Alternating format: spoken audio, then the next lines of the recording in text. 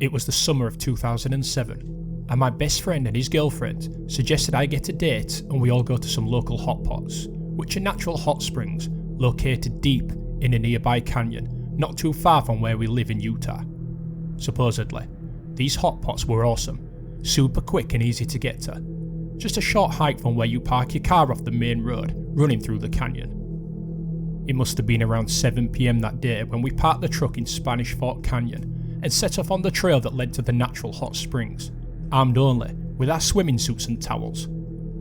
I don't know where my friend got his bad information, but it was definitely not a super quick and easy hike to the hot pots, more like a difficult hike that took over an hour on a very narrow path where we had to walk single file the whole time, and occasionally over some treacherous spots where one bad step would send you cascading down the mountain. It seemed like it would never end, and we'd never get to those hot springs, but after wearing ourselves out and not being adequately prepared, we made it. The sun was setting as we finally reached the clearing where the natural pools were dug out from the ground. It was later than we expected, but we figured it would be fun to soak in the hot water underneath the stars. We were so deep in the canyon at this point that the stars in the sky were brighter than any other time I've seen in my life. No light pollution at all. We'd probably been there for about 30 minutes and had the entire area to ourselves, just having a great time telling jokes and making each other laugh. The only light was from the stars, and the only sounds were from us. The quiet was almost eerie. Suddenly, we started to hear twigs snapping in the direction we came from. See, there was only one way in and out from the hot pots, that narrow trail we hiked in on, which ended at the pools. Soon, we could make out the outline of a figure in the dark, someone with a flashlight coming down the trailhead to the pools we were swimming in. I was in a great mood up to this point, and since this person's arrival had taken us all by surprise, I yelled out to them once I was confident they would be able to hear me to try and break the ice from any awkwardness, and also partly as a defence mechanism from the nervousness I was feeling all of a sudden. "Hey, you here to join the party?" The person keeps walking towards us and doesn't say a word. Immediately, alarm bells are going off in my head. My gut is telling me that something is not right here. I try to ignore how I'm feeling and make a joke to our group about the person being a weirdo for not answering. But now, everyone is on edge. As the person begins to get closer, we can start to make out a little more than what we've been able to see before. It's a man, above average size, dressed head to toe in black. This guy was wearing a hoodie and long pants in the middle of the summer in Utah. We also notice he's wearing a black backpack, and before he gets to the clearing, he turns off his flashlight and continues walking towards us. Now, there are half a dozen hot pots scattered around this clearing. There is no one else around except us. He has his pick of any of them to swim in, but no, he walks directly towards us and sits down about 6 feet from where we're soaking. My friend has a lantern, so he hops up to the side of the pool, grabs it, and turns it on. Wait, what was this stranger just doing before he turned the lantern on? Was he ruffling through his bag, looking for something? One of us says something to him, but once again, no response. My friend temporarily turns off the lantern. I assume it's because the battery is low and he doesn't want to wear it out. But once the light is out, the stranger in black unzips his backpack again and starts frantically looking through it. My friend immediately turns the lantern back on. The stranger quickly stops and zips the backpack back up, acting like nothing is happening. My friend notices the stranger appears to be Hispanic, and so he greets him in Spanish. This clearly takes the stranger off guard, and he mumbles a response. My friend asks how he is doing. What is he up to tonight? Did he come for a swim?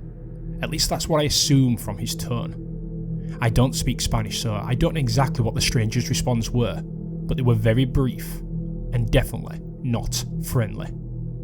After asking a few more questions to the guy, my friend turns to me and our date's in the pool and says very quietly, but dead seriously, "We need to go right now." Immediately, we start getting out of the pool and drying off with our towels. The stranger asks my friend a question in Spanish, something like, "Oh, where are you guys going so quickly?" And I surmise my friend is playing it off very calmly, like it's no big deal. Again, he turns to us as we're getting our things together and putting on our shoes, maybe not going as fast as we could. "We do not have time. Grab your stuff, we're going now," he said.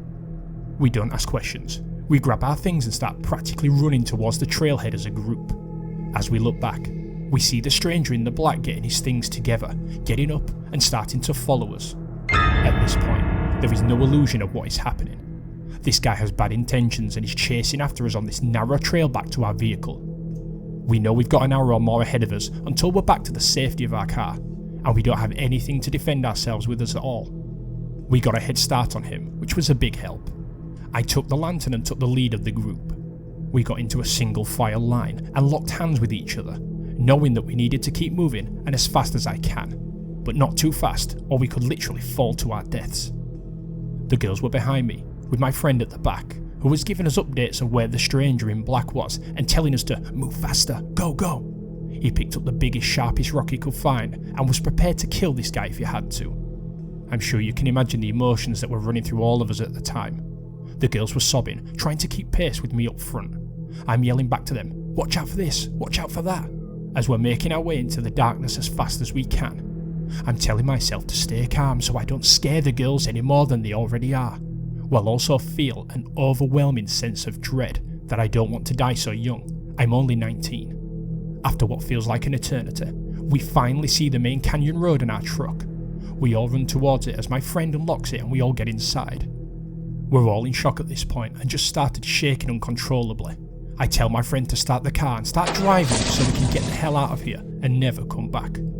I asked my friend, the one who was speaking Spanish to the stranger, why did you tell us to get out of there so quickly? My friend answered that he purposely had been turning the lantern on and off because he noticed when he did, the stranger was searching in his bag for something, and when it came back on, the stranger closed it up fast and acted like he'd just been looking for something. That was when he tried speaking in Spanish to get a feel for what was going on with the guy. My friend said he was asking the stranger some questions in Spanish like, where are your friends? And the stranger answered, no friends. Another short answers to basic questions and gave my friend the absolute creeps. Once the stranger asked my friend something about the girls who were with us. That was when he told us we needed to get out of there. Apparently, he was able to see the stranger following us almost the entire way out of the trail, but dropped off towards the end when he couldn't keep pace with us. What was that stranger doing in the middle of a dark canyon by himself, dressed in all black? What did he have in his bag that he was trying to get to, that he didn't want us to see?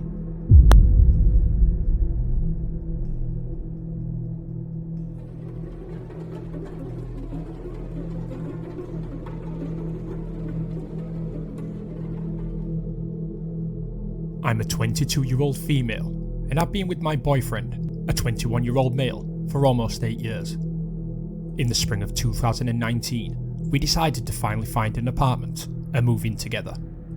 We are both college students and don't have a ton of money, so our options were limited. While searching, I came across a relatively cheap studio apartment in downtown Minneapolis, only a 5-minute bus ride from my college. After talking it over, we decided that this was the place. While it was in a sketchy neighbourhood, we were smart kids and knew how to keep safe. Our parents were a little nervous, but nevertheless, supportive. We moved in 2 weeks before my 21st birthday. We were so excited to finally have a place of our own, it didn't matter how small or dingy it was. Anyway, as time went on, we began to realise why the apartment was so cheap. Often, we would need our apartment to be fumigated for roaches, appliances wouldn't work, druggies would break into the building, and packages would be stolen. All of this was upsetting, but things that could be ignored. Things were going fine until the summer of 2020. Over the summer, my boyfriend and I decided to move into my parents while keeping our apartment. While we were gone, new tenants had moved in. When we came back in early August, we discovered that the couple across the hall from us had moved and a new woman had taken her place. Nancy was a middle-aged woman. I like to say early 30s, but with the drugs we later came to find out she was doing, it was hard to tell her real age, seeing as though they had aged her quite a bit. It took a while for us to realise that our previously quiet neighbours had moved and Nora had taken their place. After passing her in the hallway and watching her enter her apartment, we came to understand. But that's when things got weird. We noticed a man coming around the apartment late at night. He wasn't a tenant and made it clear by banging on the outside door. He would yell and kick at the door and scream for Nancy to come and let him in. Open the door! At first we thought he may be her boyfriend, but we could tell quite quickly that that was not the case. We emailed management about this, and he kept coming around very late at night, and our window overlooked the door. We could see anyone and everyone who could come and go. They thanked us for notifying them, and had to keep them updated as necessary. This was the 13th of August. The second incident happened on August the 20th. By now we have met both Nancy and Nancy's boyfriend Justin. Nice enough people, kept to themselves but liked to party. On August the 20th, around dinner time, there was a very loud pounding on the hallway door. It's a big metal door that management had installed a lock on to lessen the chances of homeless people getting in the hallways of residences. The banging went on for a good 5 minutes and consisted of shouting and threats. Open the door! It was hard not to notice. Eventually, we heard Justin let the man in, and we realised it was the same man as before. Justin denied the man entry to their apartment, going as far as to lock him out of the door. The man then began kicking it and telling him to open the F up. Justin did, but left the slide lock on. At this point, my boyfriend, watching the interaction through our peephole, watched the man pull a gun out of his pants and flash it to Justin. The door was then shut and unlocked. The man entered and the night was quiet. A little shaken, we considered calling the cops, but instead decided to simply email management. To this, we got no reply. Just a short 3 days later, August the 23rd, we did however decide to call the cops. This time, the same thing happened, but the man was never let into their apartment, and he pulled the weapon out in the hall, claiming he was going to shoot. He left before the police arrived.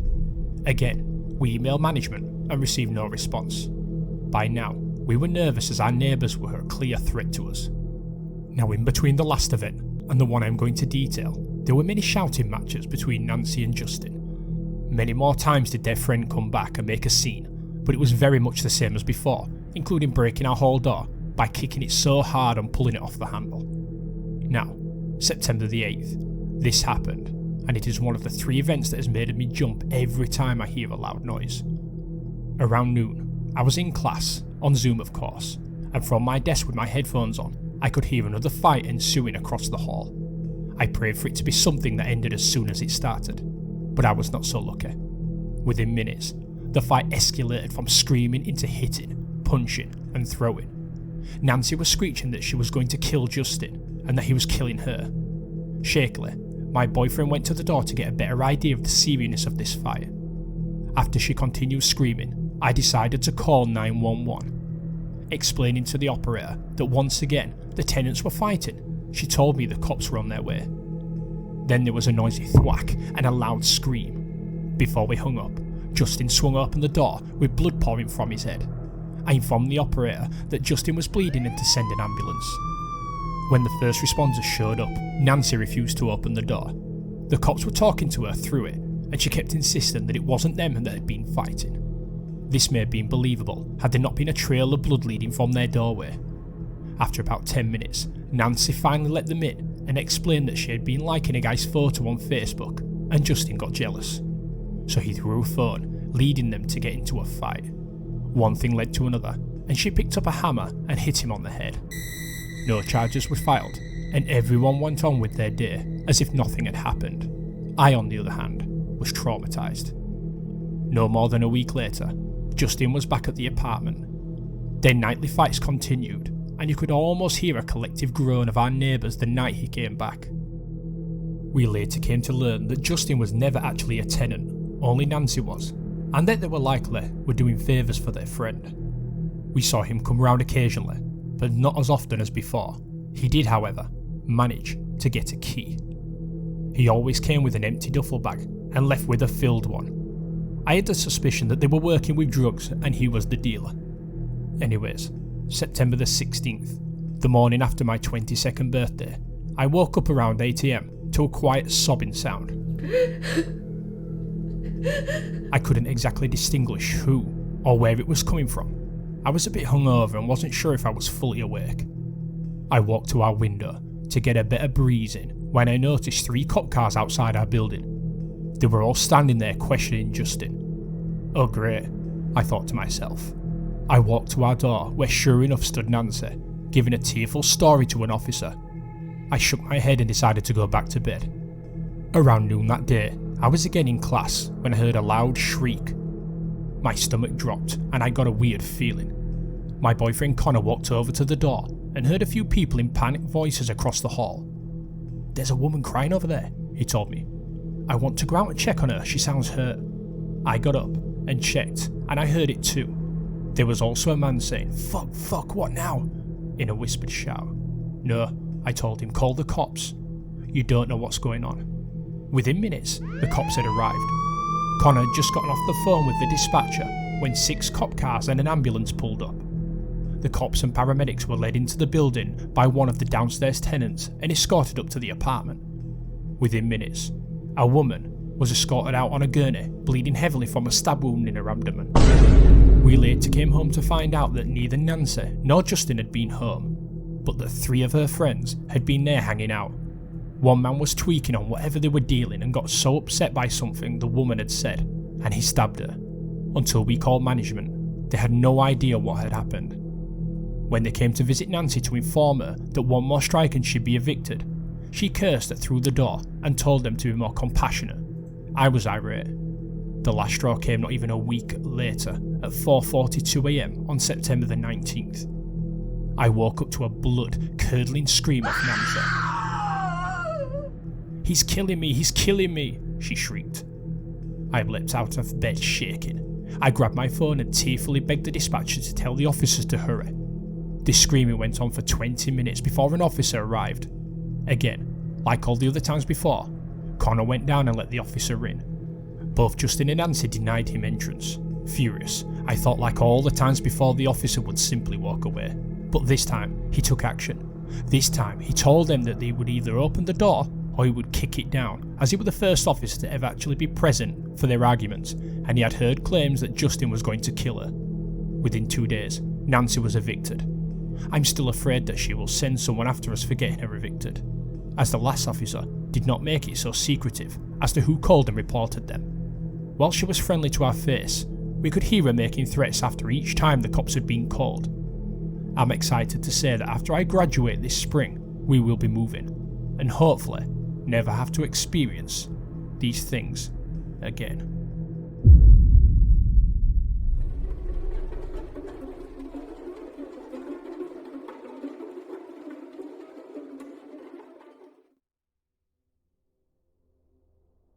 A little backstory. I was around 5 to 7 years old when this happened. I lived with my mum and my 2 sisters. I would see my dad on Wednesdays and Saturdays. We lived in a 3-bedroom, 1-bath house next to a funeral home. I used to share a room with one of my sisters, and when I'd wake up in the middle of the night, I'd always run into my mum's room and sleep with her because I was scared. I came home one night from my dad's house, after a short while of being home, probably maybe 20 to 30 minutes. I decide that I'm going to act like I'm sleeping in my bed, and when my mum comes to check on me, I'm going to scare her. So I crawled into my bed, and for some reason, I immediately went to sleep. I woke up around 1:30 AM. I ran to my mum's room as I always did out of fear. I don't know why I was always scared in this house at night, but it was every night. I got in her room and for some reason she's not in there. I checked the living room and she's not there either. I then realised she probably went to stay the night at her boyfriend's. I immediately booked it right back into my room and jumped into bed. A few minutes passed and now I'm even more scared because I remembered that my sister, whom I shared a room with, isn't here because she stayed the night at her friend's. After probably 5 minutes, I start to hear pots and pans banging in the kitchen. When I heard this, I went under the blankets right away. This goes on for about 10 minutes, and the whole time it's happening, I'm pinching myself because I was convinced it was a dream, which I soon found out it wasn't. A few minutes after, the continuous noise stopped. I came out from under the blankets, and in the hallway directly across from my bed, there's a man hanging. I can't see his head, but I can see the rest of his body. He's wearing a blue, tucked-in dress shirt, black dress pants, and black dress shoes. Right after I've seen that, I think I just kind of stared in pure terror, and I went back under my blankets and eventually fell asleep. I told my mum and my sister about it the next day, and they were freaked out. We moved out approximately 6 months later into my mum's boyfriend's house. Now I'm 18, about to turn 19, and when I think back on when this happened, I think it was a spirit from the funeral home, considering how he was dressed. It's weird because my friend's grandma lives in that house now, and they haven't experienced anything, but that memory will always stick with me.